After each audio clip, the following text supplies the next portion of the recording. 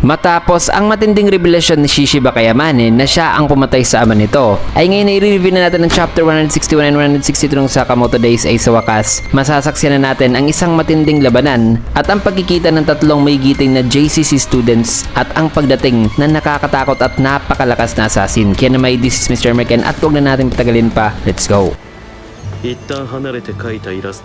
Nagsimula ang chapter dito kay Shishiba na binunyag niya na siya ang pumatay kay Yotsumura. Bagay na gumulat kay Amane na sabing ano, habang sa kanyang isipan ay sabi niya na ganun ba, patayin na ang ama ko. Kaya tanong pa niya kay Shishiba na bakit pinatay niya raw ang kanyang ama. Sagot naman ni Shishiba na trabaho niya raw yun. Natugon naman ni Amane na trabaho mo, pero ikaw at ang ama ko ay malapit daw noon. Pinagkakatiwalaan daw si Shishiba ng ama nito, kaya bakit nagawa raw ito ni Shishiba? Na ano ba raw nagawa ng kanyang ama na nagresulta daw kay Shishiba sa pagpatay kay Yotsumura. Sagot naman ni Shishiba na di niya raw pwedeng sabihin dito kay Amane kasi sekreto raw ito. Kaya sagot naman ni Amane na hindi ko pwedeng tagapin lang nang ganun lang daw kasimple ang lahat. Kailangan daw talagang magpaliwanag itong si Shishiba sa kanya. Sagot naman ni Shishiba na siguro ay di niya raw pwedeng sabihin dito kay Amane. Nainis naman si Amane na sabing, ikaw, nakuha ko naman na hindi mo siya basta-basta na lang na pinatay nang walang rason noon. Pero anak ako ng isang assassin na sa puntong to ay di naman daw niya sisisihin si Shishiba. Gusto niya lang daw na malaman sa kung bakit at ano raw ang rason. Na may rason daw siguro ang mga JAA higher-ups sa kung bakit napagawa raw nila iyon. Na nagsasalita pa si Amane ay sabi naman ni Shishiba kay Amane na pakiusap, wag mo na akong tanungin pa patungkol dyan.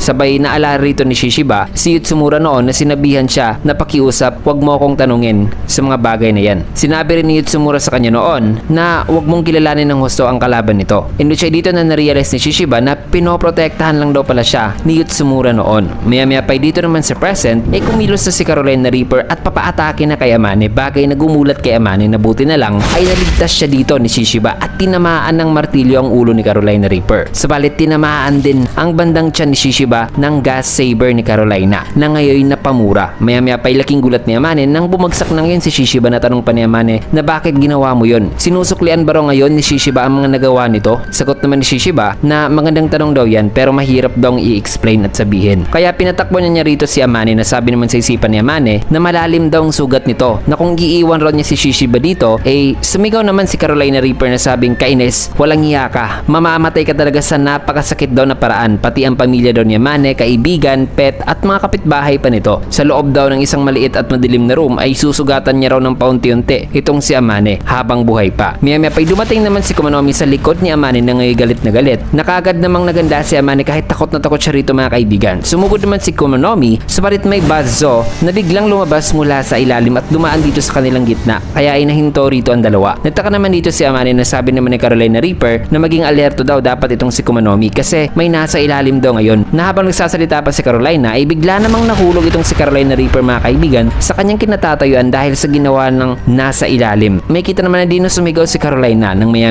pa'y nagkaputol-putol naman at nagkapira-piraso itong si Carolina Reaper sabay may lumabas na kamay mula sa butas mga kaibigan o pinangulugan ni Carolina at may kita na si Usaragi pala ito na gumagapa ngayon. Bagay na gumulat naman kina Amane at Komonomi. Nilapitan naman ni Usaragi si Shishiba na sabing kawawa raw si Shishiba na wag daw itong mamatay at maghintay daw sa kanya ng saglit. Na matapos yan ay sinakal naman ni Usaragi si Amane na sabing, ikaw ba ang gumawa niyan kay Mr. Shishiba? Nasabi naman ni Komonomi na ano ba ang problema ng babaeng to? Sabi naman sa isipan ni Shishiba na galit daw ngayon si Usaragi. Indo siya ayon naman ni Usaragi dito kay Amane na handa na ba raw itong mamatay. Matapos yan ay dito naman sa storage vault sa ibaba ng museum ay may kita naman si Nagumo na nakatingin kay Uzuki. Nasabi rito sa kanyang isipan na ang sugat mula sa saksak niya kanina ay supposedly nakapag-penetrate na raw dapat sa puso nito. Pero bakit hindi pa raw ito patay? Tumawa naman si Uzuki na sabing lahat kayo ay maayos pa rin tignan. Di gaya raw ng matabang yun. Nasabing di ka man lang nagbago, Nagumo. May kita naman ang reaksyon dito ni Naasaki at Nagumo mga kaibigan. Nasabi rito ni Uzuki na ang boring naman daw kaya nagulat naman si Nagumo na sabing akaw. Matapos yan ay sa isang area may kita si Sakamoto na nagmamadali papapunta sa underground special exhibition area. Nasabi naman sa kanyang isipan na malayo-layo raw talaga ito. Nadadaan na lang daw siguro siya sa shortcut. Habang dito niya naalala ang kanilang conversation noon mga kaibigan ni Wutang. Nasabi rito ni Wutang kay Sakamoto na ayon daw kay Sakamoto nung nakaharap daw nito si X noon sa Thailand may ibang personality daw na nag-emerge kay X. Na ang personality daw na yon ay mula raw sa kaibigan ni Sakamoto na patay na. Nasagot naman ni Sakamoto dito sa cellphone na oo. Kaya sabi naman ni Wutang Wutang na ang hula raw niya ay may isang uri raw ng multiple personality disorder itong si X. Tanong naman ni Sakamoto na multiple personalities, nakita niya raw ang tungkol dyan sa mga movies. Nasabi naman ni Wutang na pamilyar ka pala dyan, na kung ang isang tao raw kasi ay nakaranas daw ng matinding stress sa matagal na raw na panahon o di kaya nakaranas ito ng pabalik-balik na trauma incidents, ay minsan ang taong yan ay may separate personality raw na napoform upang ma-deal daw isang napakatinding pagdurusa. Matapos yun ay dito sa present ay nagsalita naman si Uzuki na long time no see Nagumo. Sagot naman ni Nagumo na ang weird naman daw kasi di raw talaga niya nakita noon si Uzuki na magaling daw na magpatawa o may sense of humor, pero ang panggagaya raw nito ngayon kay Akao ay sobrang tugma raw talaga o accurate na di niya raw alam kung nabibiro ba raw ito o hindi. Sagot naman ni Uzuki na ang bad trip naman na anak naman daw ng sikat na spy family itong si Nagumo, pero bakit di raw siya ngayon nare-recognize nito o bakit di raw nare-recognize ngayon ni Nagumo ang kaibigan nito noon. Nasabi naman si Sipan ni Nagumo na paano ba raw nalaman ni Uzuki ang tungkol dito, na ang paraan ng pananalita raw ni Uzuki at ang postura raw nito ay kapareho raw sa kay Akao. Tanong naman ni Uzuki na nasan si Sakamoto kasi nakita raw sila noon sa Thailand na napaka-hassle daw na i-explain pa niya ang lahat.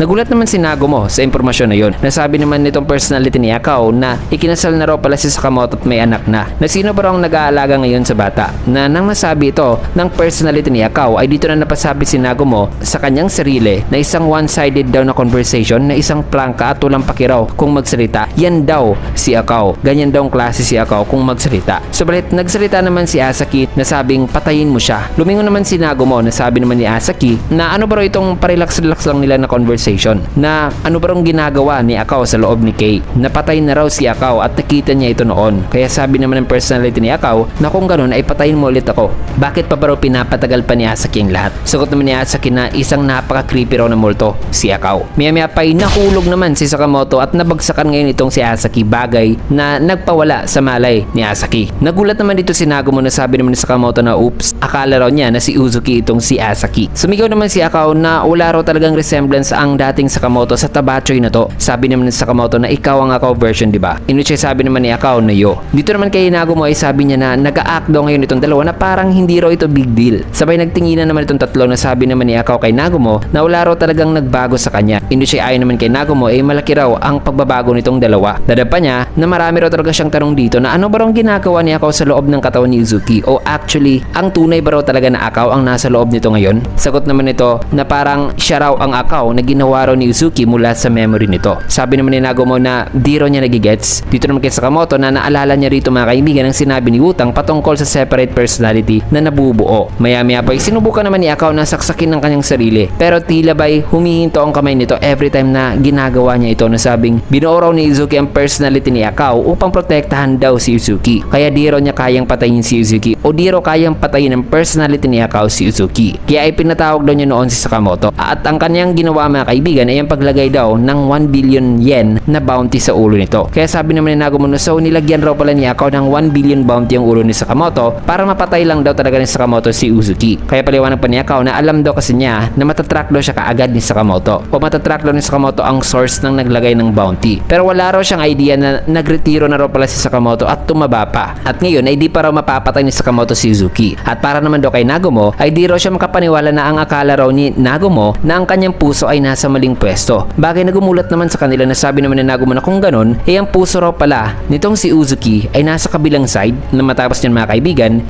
maya-maya pa tumunog naman ang fire alarm at lumabas dito mga kaibigan ang fire extinguisher gas na maaaring na-activate na raw ngayon ng security ng museum. Sabi naman ni Akao na may sunog daw sa taas o na ayos lang naman daw na mamamatay siya, pero kung mahihimatay lang siya dito ay problema raw talaga yon. Sabi naman ni Sakamoto na wag daw sila mag-alala kasi may butas daw siyang ginawa sa itaas. Kaya dumaan sila dito sa itaas at nagawang makawala mula sa gas mga kaibigan. Tinawanan naman ni Akao at Nagumo si Sakamoto kasi ang laki raw ng butas. Sagot naman ni Sakamoto na tumahimik ka. May idea raw siya na dapat ay manatili lang daw si Uzuki bilang si Akao. Bagay na gumulat naman sa kanila ni Nagumo. Matapos niya na sa isang area ay may kita ang isang doorknob na naputol. Nang maya-maya pa ay may kita ang isang pinto na nakabukas na at may tabas pa ng katana. So dumating na ang pinakamalakas mga kaibigan na order member na makakaharap nitong tatlo. Pero sa susunod na chapter natin may kita ang kanilang napakatindi at brutal na bakbakan. Kasi dito man natin tatapusin ang video sa last panel na ito. Kaya naman kung nagustuhan yung video, can you get a like, comment, follow, subscribe na rin for more videos like this. Maraming salamat and see you guys again on my next